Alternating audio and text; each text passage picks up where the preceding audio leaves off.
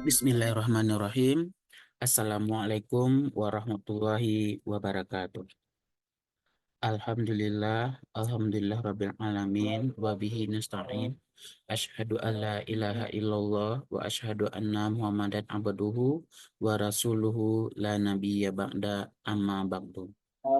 Puji syukur diucapkan kepada Allah Subhanahu wa taala yang telah memberikan kepada kita kesehatan, nikmat yang kita terima pada hari ini sehingga kita dapat melakukan kegiatan dengan baik.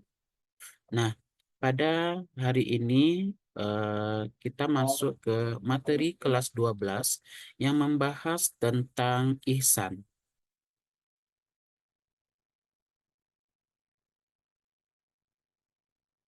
Allahu Akbar.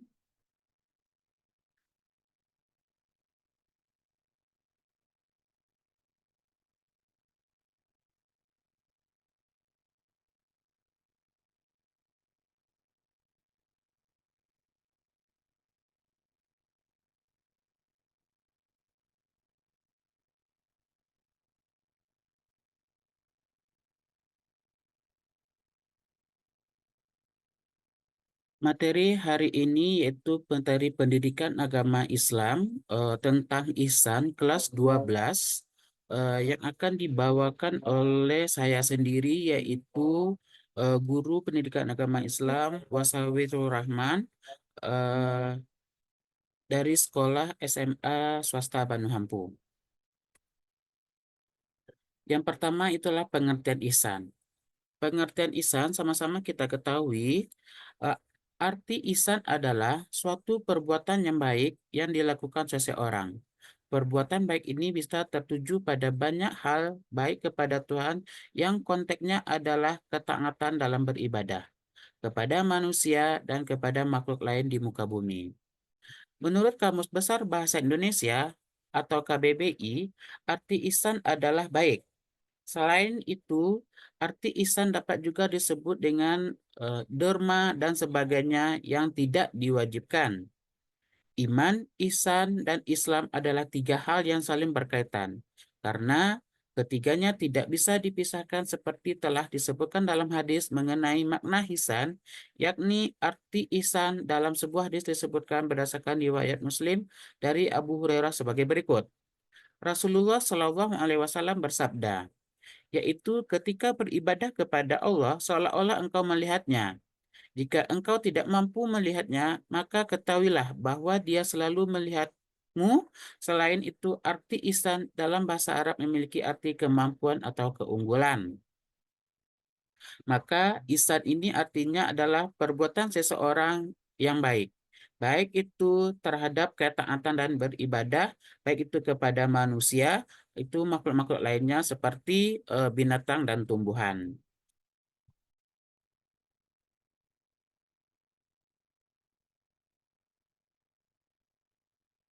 Selanjutnya, bagaimana pula dengan ciri-ciri orang yang berbuat ihsan?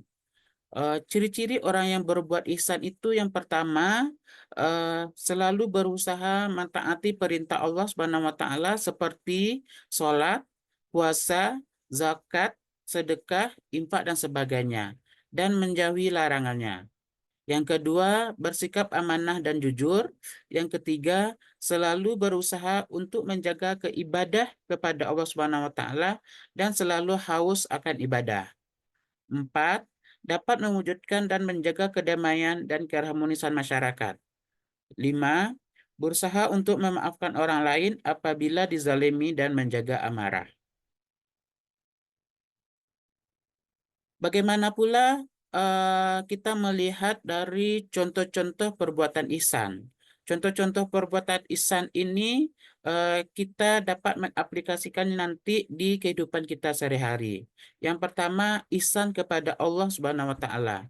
Bagaimana pula dengan ihsan kepada Allah Subhanahu wa taala, yaitu menjalankan semua perintahnya dan meninggalkan semua larangannya. Contohnya apa? Menjalankan perintahnya adalah sholat fardu, puasa, zakat, belajar, bekerja, dan lainnya. Begitu larangannya. Apa yang dilarang oleh Allah itu yang kita tinggalkan. Yang kedua, ihsan kepada sesama manusia. Ihsan kepada sesama manusia ini baik itu eh, kecil, remaja, dewasa, yang pun tua. Apa contohnya? Membantu orang yang kesusahan, berbakti kepada orang tua, dan segala perbuatan baik lainnya kepada sesama manusia.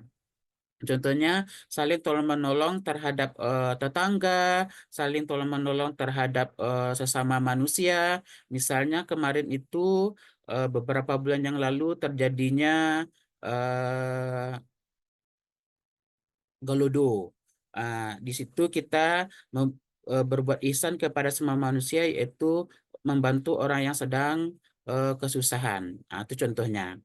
Yang ketiga adalah ihsan kepada makhluk lainnya. Ihsan kepada makhluk lainnya ini contohnya adalah kepada binatang dan tumbuhan. Bagaimana kita melestarikan hewan dan tumbuhan. Bagaimana kita melestarikan hewan-hewan peliharaan kita, bagaimana melestarikan hewan liar, bagaimana kita eh, menanam tumbuhan atau apa namanya tuh, tumbuh-tumbuhan itu menjadi lestari sehingga enak dipandang mata, sehingga dapat mencegah kerusakan di bumi ini. Maka hutan lindung kita harus melindunginya, jangan ditebang, itu akan mengakibatkan longsor, akan merugikan terhadap masyarakat kita sendiri.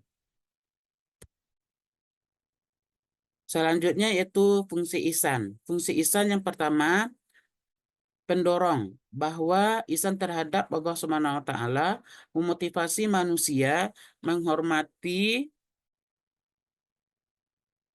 menghormati hidupnya, beribadah dan beramal soleh sebatas menambah keimanan dan ketakwaan seseorang. Yang kedua, penyalur, yakni bahwa ihsan terhadap Allah Subhanahu wa taala yang sudah dipunyai manusia agar bisa berkembang secara optimal dan dalam aktivitas kehidupan sehari-hari dengan menggunakan tuntutan agama Islam sebatas dirinya sadar dengan Allah Subhanahu wa taala. Yang ketiga, pengendalian. Dengan menggunakan ihsan, manusia bisa mengendalikan perbuatannya ketika melakukan perbuatan sesuatu yang dilarang oleh Allah Subhanahu wa taala. Empat, penyesuaian.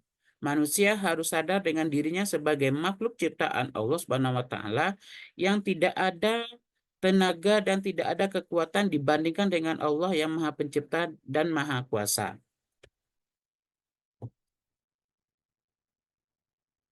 Itulah materi kita hari ini tentang ihsan. Kita telah mengetahui tadi pengertiannya apa, ciri-cirinya apa, bagaimana fungsinya, bagaimana contohnya perbuatan kita di dalam kehidupan kita sehari-hari. Semoga bermanfaat. Assalamualaikum warahmatullahi wabarakatuh.